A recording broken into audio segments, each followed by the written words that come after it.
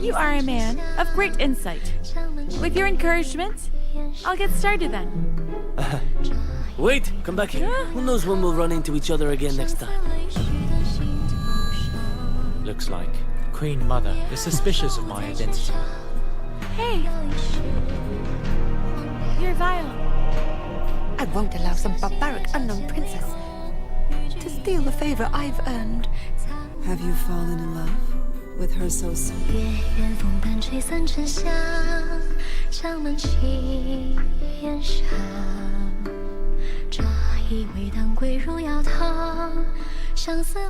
Quiero amarte de una forma diferente, de otro modo.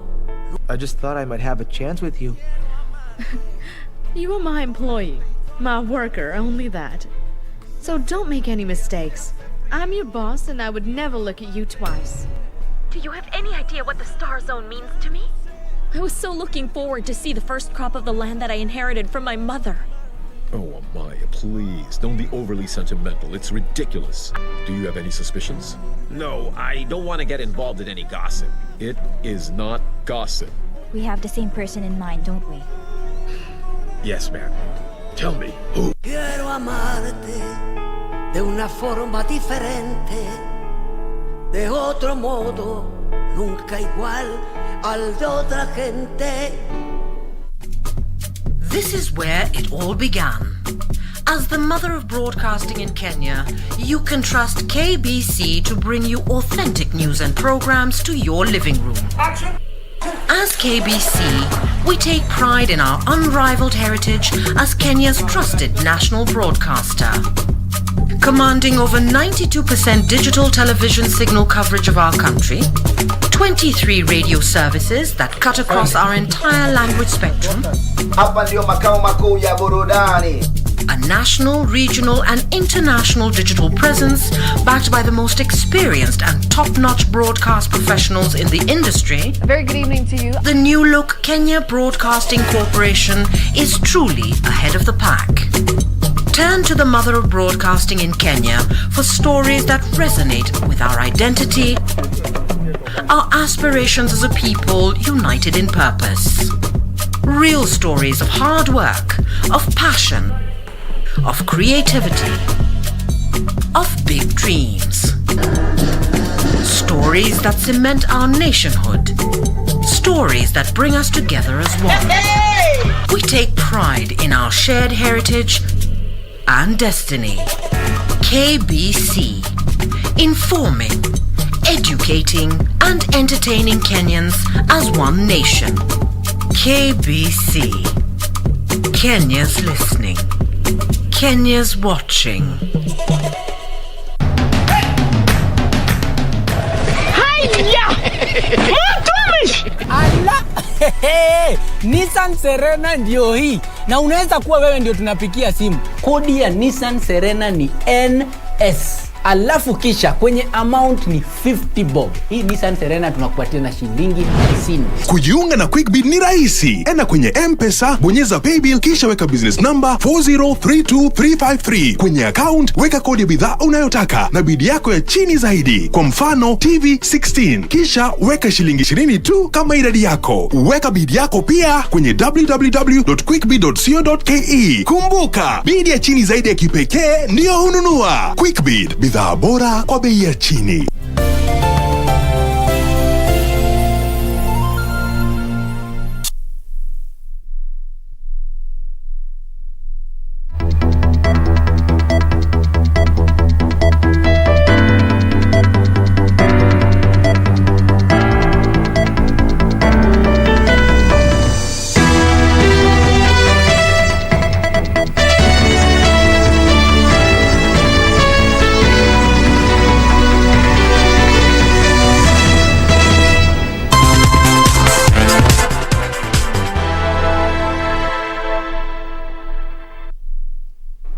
Good afternoon. This is Lunchtime News. My name is Jackie Wambiru. Our sign language interpreter is Anne Wangeshi. Well, we have a comprehensive bulletin lined up for you this afternoon. And to kick us off, Kenyans have been invited to present their views on whether cabinet secretaries should be appointed from Parliament. The National Assembly Justice and Legal Affairs Committee is considering a bill by West Mugirango Member of Parliament Vincent Kemosi seeking to have cabinet ministers originate from a list of lawmakers as opposed to the current system. Let's take a look. That by West Mugirango MP Kemosi Mogaka seeks to amend the constitution to delete reference to the term cabinet secretary and substitute with the term cabinet minister, as was the case with the repealed constitution. The bill will also provide for the appointment of ministers from among members of Parliament. The National Assembly Justice and Legal Affairs Committee is inviting members of the public and relevant stakeholders to submit memoranda on the bill through the Office of Clerk National Assembly by Wednesday 28th July 2021. The current system was adopted by Jubilee government in 2013. Kevin Washira, Lunchtime News. And on matters related to the COVID-19 pandemic, the government and the private sector have been urged to step up efforts to caution vulnerable Kenyans against the effects of the COVID-19 pandemic. Jennifer Kigunda, the director of Talia Center, says COVID-19 has left in its wake a disenfranchised population, with many children left homeless and forced to fend for themselves. Since the first case of COVID-19 was reported in the country last year, children's centers catering for children with special needs have been grappling with an influx. Talia Center in Kiseri and Kajiado West sub-county received 47 children from the streets of Nairobi. We have about 5 categories of children in this center: the hearing impaired, the mentally challenged, children who are orphans, and the last group that has just joined us are children from the streets of Nairobi and its environs.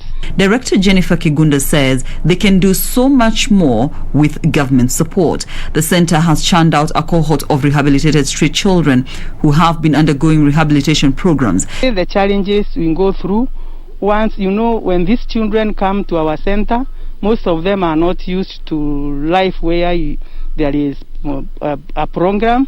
So one challenge is we find some of them feel the life where they have been, they would want to be there. So we have relapsed. Kibo's Health International Foundation has partnered with the center in boosting medical care among the vulnerable children. Living in remote, rural and urban communities get access to quality healthcare. The focus actually is on women, children, widows and senior citizens. We feel like these groups are always left out. Our focus also is to provide access to quality healthcare. The foundation has donated washable masks, sanitizers and foodstuff to the center and several primary schools in this region. Caroline Kamar reporting for Lunchtime News. Moving on, elders from the Somali community in ISIOLO County have opposed the proposal to register community land using names of certain tribes living in the particular areas or at the ward level. The elders argue that such a move could lead to displacement of minority groups and cause conflict in the already tense region. It is the proposal by the ISIOLO County Assembly members to have community land registered at ward level that has caused jitters among elders in the county. Led by the chairman of the Somali Council of Elders, Abdul Kadir Sharif Abdullahi, the elders noted that the proposal was a recipe for chaos, as each of the 10 wards in the county had a particular ethnic community that is predominant and could end up displacing minority groups in future. Iko Wakamba, iko Kikuyu, iko Turkana, iko Samburu, iko Waindi, iko Waarabu, iko Borana, iko alafu niandike Somali sub-county. Sasa wale wengine wataenda wapi? Hakuna mahali wataenda. Na wakati itaandikwa Somali sub-county nipate title deed, wale wengine yote mimi namwambia tokeni, sababu mimi nashikilia hii cheti. Sisi kama jamii tunakubaliana na hii infantry ya kwanza.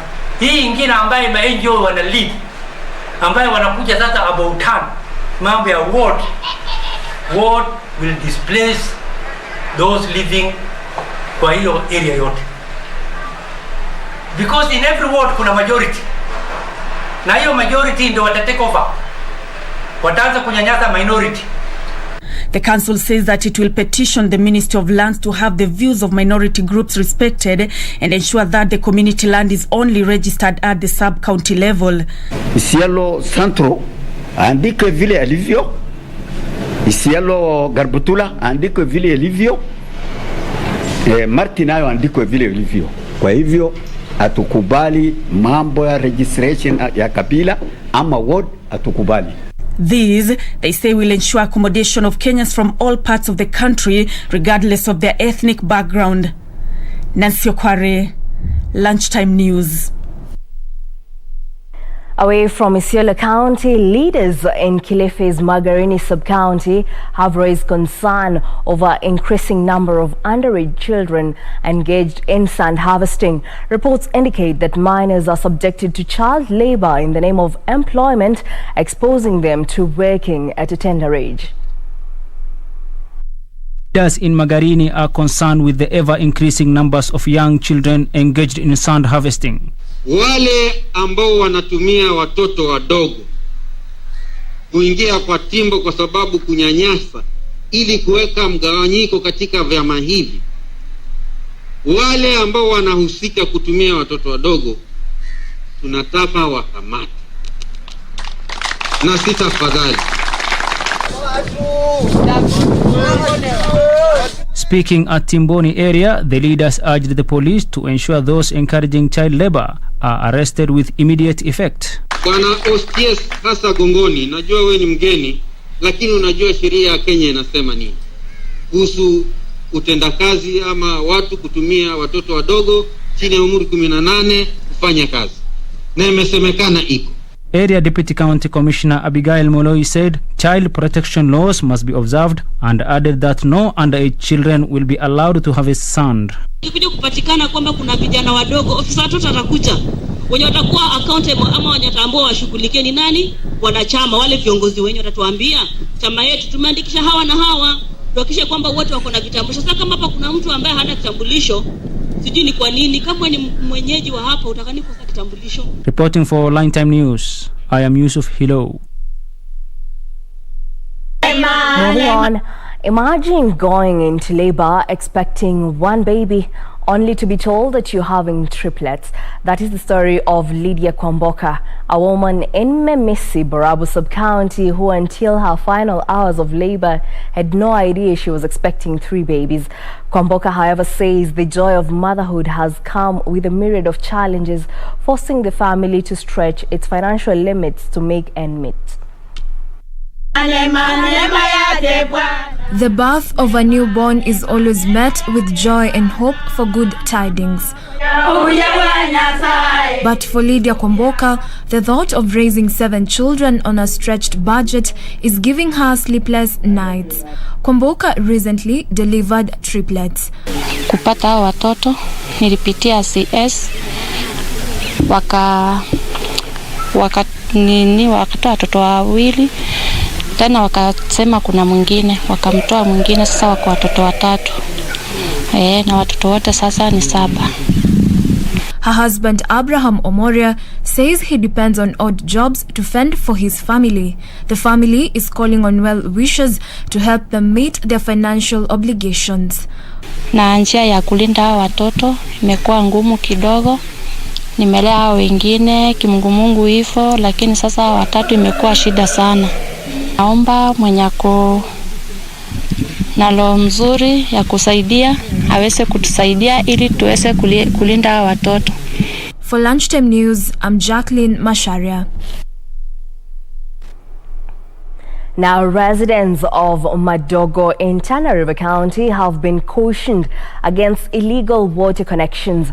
County Water Director Felix Mumba says Tana Water and Sewerage Company has over the years accumulated over 40 million shillings in electricity bills due to illegal connections and spillage. The TANA Water and Sewerage Company has decried increased cases of illegal water connections in Madogo area. Ukiangalia non-revenue water for Tana River County, it's almost 56%, meaning every 100 liters produced at the water supply, 56 liters zinaenda tu bure. Ani hazileti malipo yoyote ama revenue yoyote kutoka kwa TAWASCO. Sababisha kwamba watu wengi hawapati maji na maji inapampiwa nyingi, na ni kwa sababu ya hiyo kitu tunaita non-revenue water, ambayo inasababishwa na illegal connection, inasababishwa na wizi wa maji, inasababishwa na wale watu ambao wanatoboa maji katika ile rising main ambao ndio tunategemea itoe maji kutoka Mororo ipeleke katika ile service tank ndio maji yaanze kusambazwa kwa wananchi. Mumba said the company will mount a crackdown on all illegal connections and those found culpable will be charged in court. The county government of Tana River is set to adopt measures to overhaul the piping system of the entire town and improve on the borehole capacity. Tutafanya metering kwa sababu watu wengi tumegundua kwamba hawana meters. Sasa tutaweza kumita watu. Madogo ndio miji ile ambayo inaongoza kwa illegal connection, lakini nafikiri ni kwa sababu kuna matajiri wengi wameanza kuja katika mji wa Madogo, na sisi tunawapatia warning.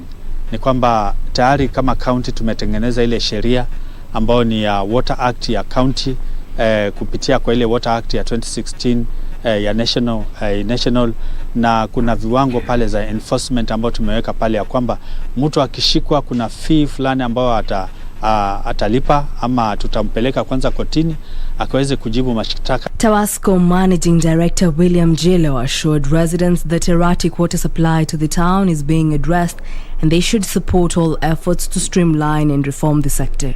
Kwa kupata ile support ya jamii, tupata ile support ya serikali kuu na county, tunaweza songa mbele na tuweze kusuluhisha matatizo yote. Well, that report brings us to a fast break here on Lunchtime News. Don't go too far. We'll be right back with more news.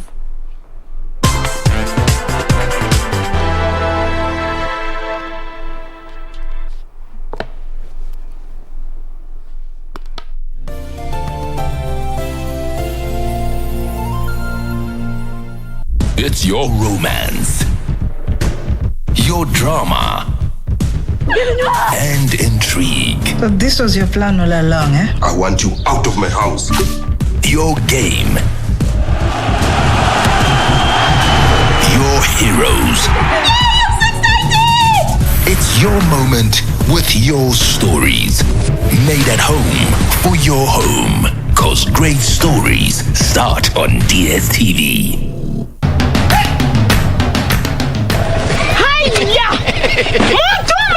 Allah!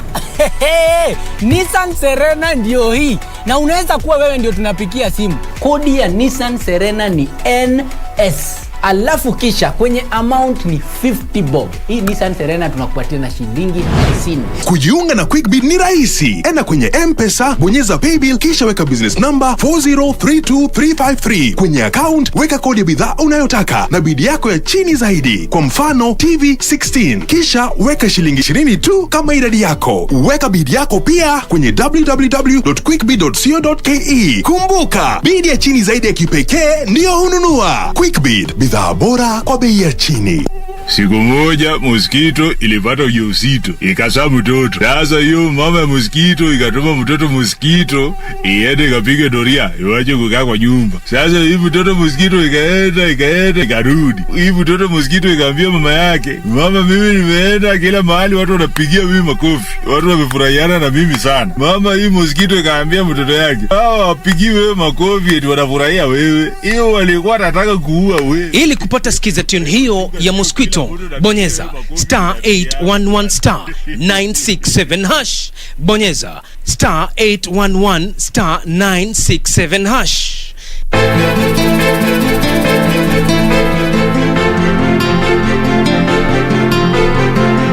I am only here to help you. So am I. Ama hii session ya leo pengine ya bure. Ikiwa yotoa watu uhai itakuwa mimi kunishona mdomo. Nasema nini wewe? Na wewe mwenyewe hata sijui sampuli gani. Wewe huyu wakuta majina kila sampuli, wewe uko hivi tu. Kwani ndani kulipa mshahara huyu? Ujeuri wako umezidi yani kabisa.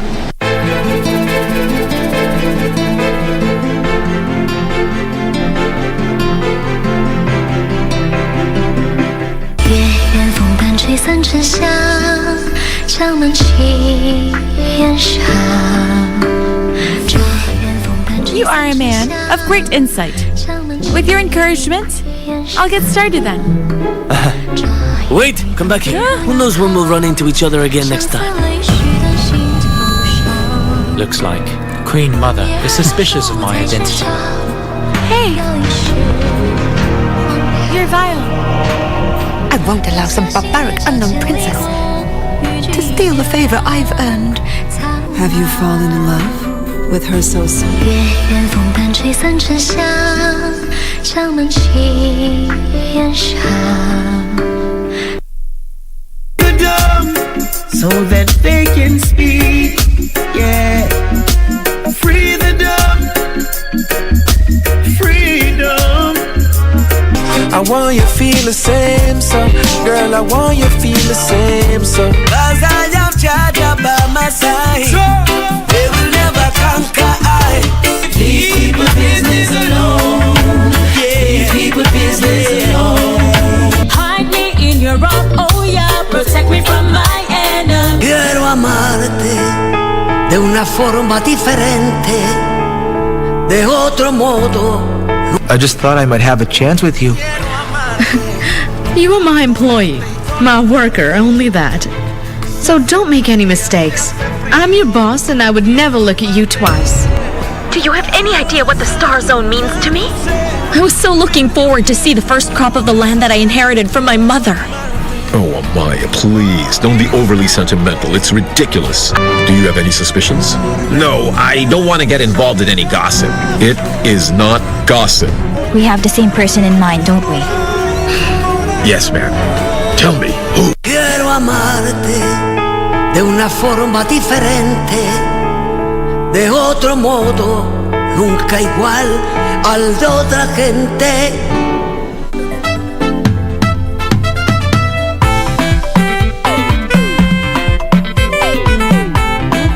Right now, I should have a plan B. Look at me now. Rosa just like the rest of you. Useless. You nearly gave me my cordial infarction. Calm down, calm down. And what is my cordial? What is that? Heart attack. What the hell are you up to, woman? Gosh, I look that scary. Naweza sinduma kidogo. Mwalimu, can I go home? I am not feeling well and my temperature is odd. A substitute for your Angol Uchoyo, who is laughing now. Maybe Fala was right, eh? Working as a team saves the day. This is not a negotiation thing or forum, okay? Bring those papers now! Classmate.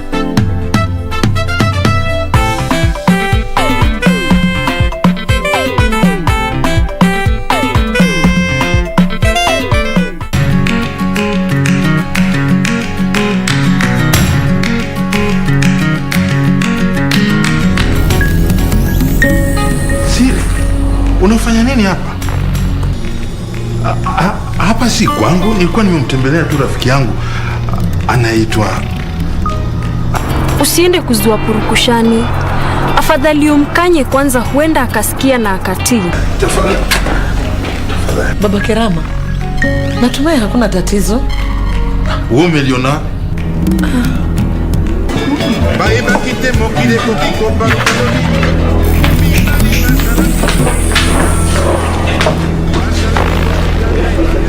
Wako wapi? Kina nani? Umewaficha eh? Kina nani? Tamka upesi ama nianze na wewe sasa hivi. Kuja.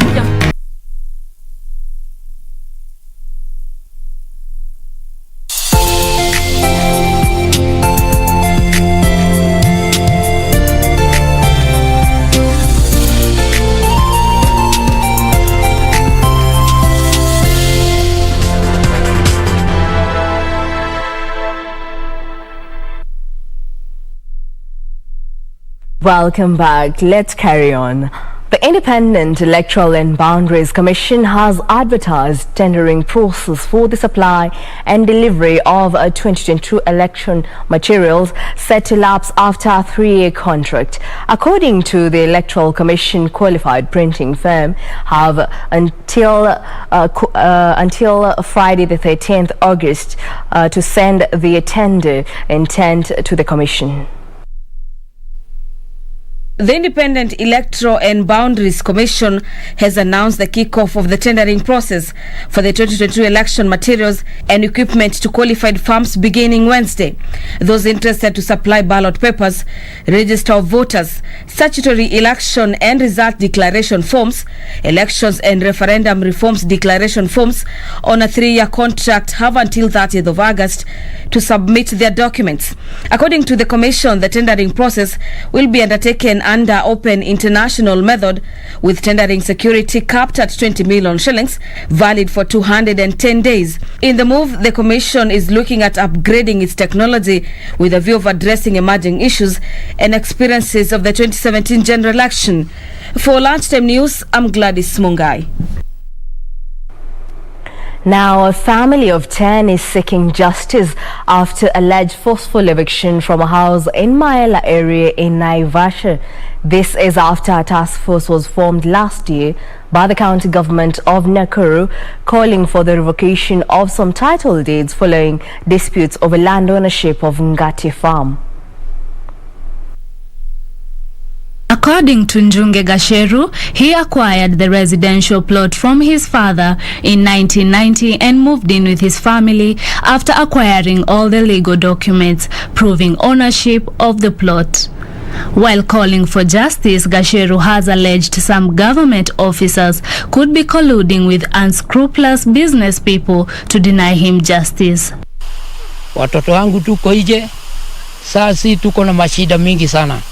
Na hapa tuko watoto hata wako hapa karibu, hata shule waendi, mali yangu imeharibiwa, sina chochote. Mvua ilinyesha, waninyeshewa, hata baridi wako naye. Naomba serikali ya Kenya, kama mimi ni Mkenya, hati yangu ishukuriwe ili mimi nisaidiwe, mimi na bwana yangu na watoto wangu. Former MAELLA MCA Mujinga Kariuki blamed the current crisis on former directors of Ngati Farm, who he said issued double allotment letters leading to the eviction of the family. Hutakiwi kuchukua sheria mkononi ukuja ubomoree mtu. Otherwise, kotoda inatakiwa kutekelezwa na serikali, si mtu kibinafsi. He noted that there was no court order when the family was evicted and is calling for intervention from the necessary government officers.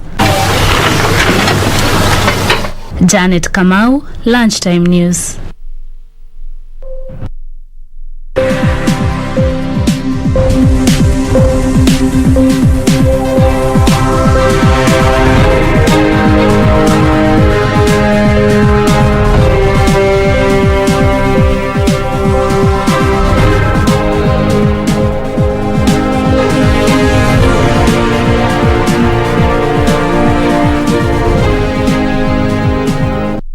Business world, Kenya is mulling over a proposal to reintroduce commodity price controls to protect farmers from exploitation.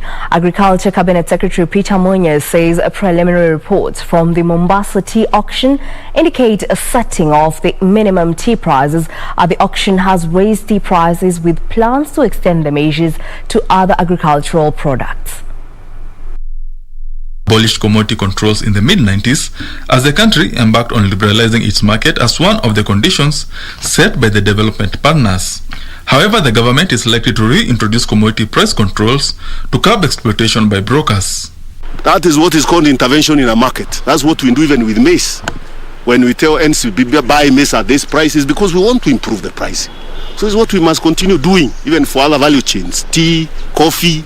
So far, price controls have improved tea prices at the weekly tea auction in Mombasa. The reserve price that we have set specifically for smallholder farmers. But I'm told the performance helped even the plantation farmers. It was able to increase even prices for plantation farmers during the auction yesterday. That's the information I have. Agriculture Cabinet Secretary Peter Munya is warning that the government is contemplating setting up a pricing mechanism to eliminate unscrupulous middlemen who have been exploiting farmers. Munya is also calling on the judiciary to expedite ruling on KTDA cases to allow for full implementation of the 2020 regulations. KTDA then will oppose those regulations. But we've been talking with the new management and they have already filed to withdraw the cases. And there is a hearing that is going to come very soon, because those who are there are still opposing. To improve irrigation at the counties, the African Development Bank has extended a 3.8 billion shillings loan facility to the government to roll out the small irrigation and value addition program in 11 counties. The targeted counties will benefit from the construction of feeder roads to help farmers access market for their produce. Benson Rioba reporting for Lunchtime News. The US has warned companies on doing business in China Xinjiang province with American firms that still have supply chain and investment ties in the region running a higher risk of violating US law. Details of these and other stories from across the globe. The Biden administration added 14 Chinese firms and other entities to its economic blacklist over alleged human rights abuses, citing evidence of genocide in Xinjiang.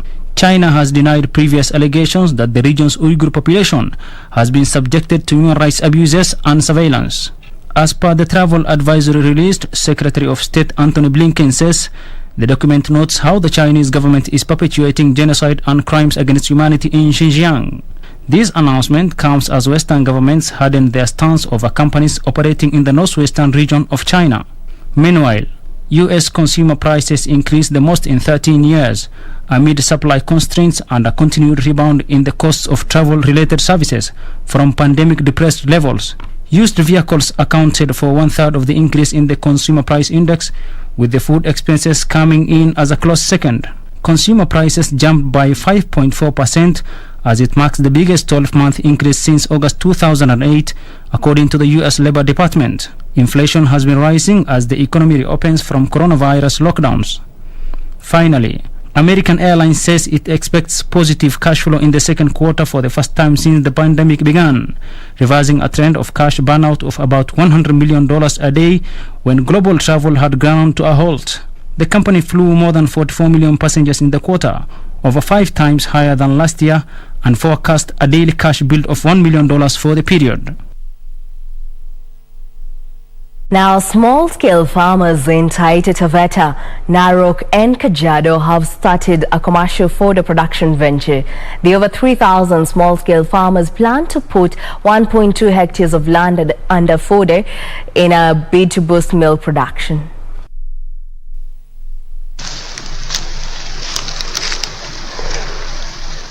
Kenya is seeking to restore its pasture that was affected by the swarms of desert locust in the past 2 years, according to an assessment report done by the Food and Agriculture Organization.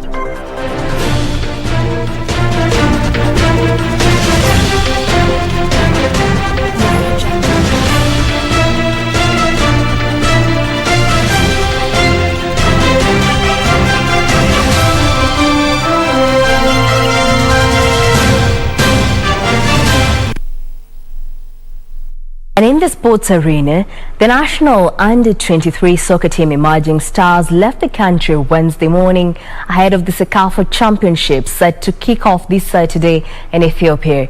Head coach Stanley Okumbi is optimistic his charges will post good results at the regional showpiece. Emerging Stars have been in camp for the past 1 month in preparation for the CECAFA Championship. Emerging Stars held their final training session at the Nyayo National Stadium yesterday ahead of their departure to Ethiopia today for the regional tournament. Head coach Stanley Okumbi says his charges are well prepared and he is hopeful of a positive result, noting that the team has had a good session in camp and are ready for the CECAFA Championship. Kenya's Emerging Stars have been drawn in Pool C alongside Djibouti and South Sudan. Group A has Uganda, Tanzania and the Democratic Republic of Congo, while Group B brings together host Ethiopia, Burundi and Eritrea. The tactician has named a strong squad for the tournament, and his charges will be keepered by Wazito's Bernardo Cheng, who is one of the 3 overage players allowed into the squad. Tuskers Boniface Mushiri and Kakamega Homeboys as David Othiambo are the 2 other overage players included in the final travelling team. The squad will have a hugely talented field to pick from, with Tusker striker Henry Major, Gor Mahia's Benson Omala and KCB's Regan Otieno among those who will be relied upon to grab the goals.